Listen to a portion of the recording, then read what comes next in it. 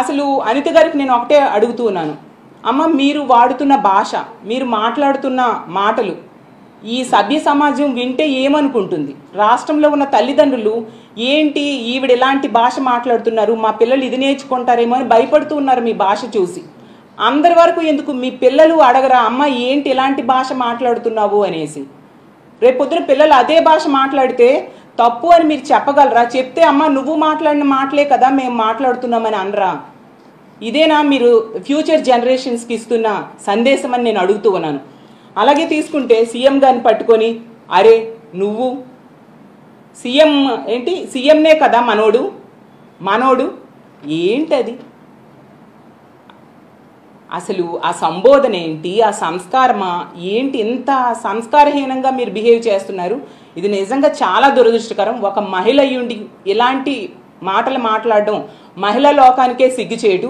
మీ ముందు హోమ్ మినిస్టర్గా ఎంతోమంది చేశారు, అలాగే రకరకాల మంత్రి పదవులు చాలామంది చేశారు, చీఫ్ మినిస్టర్స్ చేశారు, అలాగే ఎమ్మెల్యేలుగా ఎంపీలుగా చాలామంది ప్రజాప్రతినిధులుగా ఉన్నారు. కానీ ఎవ్వరూ కూడా ఎంత దారుణమైన భాష, ఎంత సంస్కారహీనంగా మాట్లాడిన సంఘటనలు మనం చూడలేదు.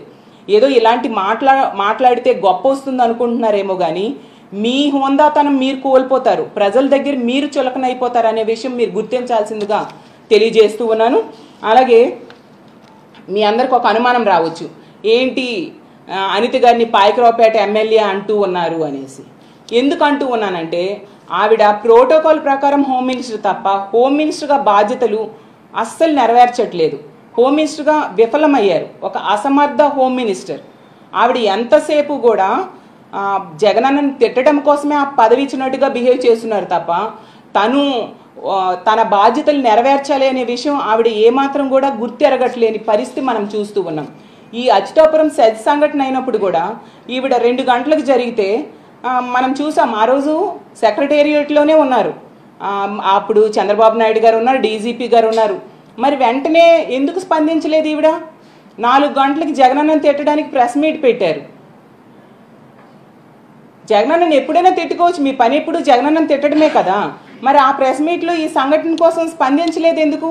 అంటే నెగ్లిజెన్సీ. ఇలాంటి సమస్యల మీద మీకు ఇంపార్టెన్స్ లేదు, కానీ ఎంతసేపు జగనన్నని తిట్టడం మీదే మీ కాన్సన్ట్రేషన్ కనిపిస్తూ ఉంది. అలాగే తీసుకుంటే ముచ్చిమరి సంఘటన జరిగింది, 50 రోజులు అయింది, కనీసం పరామర్శకి వెళ్ళలేదు.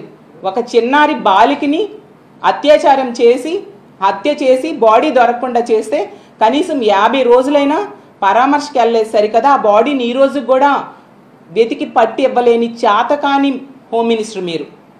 అలాగే తీసుకుంటే మీ కాన్స్టిట్యున్సీలో, మీ పక్క కాన్స్టిట్యున్సీలో ఎంతోమంది ఆడపిల్లల మీద అత్యాచారాలు, హత్యలు, దాడులు జరిగాయి. మీరు కనీసం రెస్పాండ్ అయ్యారా? కనీసం వాళ్ళకి పరామర్శ చేశారా? వాళ్ళకి ఏమైనా కాంపన్సేషన్ ఇచ్చారా? ఆ రాంబల్లి సంఘటన తీసుకుంటే ఆ పాప మృతదేహం అక్కడ ఎన్టీఆర్ హాస్పిటల్లో ఉంటే దగ్గరలో సన్మానాలకు వెళ్ళారు తప్ప కుటుంబానికి పరామర్శ చేయలేదే, కనీసం కాంపన్సేషన్ ఇవ్వలేదే. ఇంత బాధ్యతారాహిత్యంగా వ్యవహరిస్తూ ఉన్న మిమ్మల్ని పాయకరావుపేట ఎమ్మెల్యే అనడమే సమంజసమని నేను భావిస్తూ ఉన్నాను.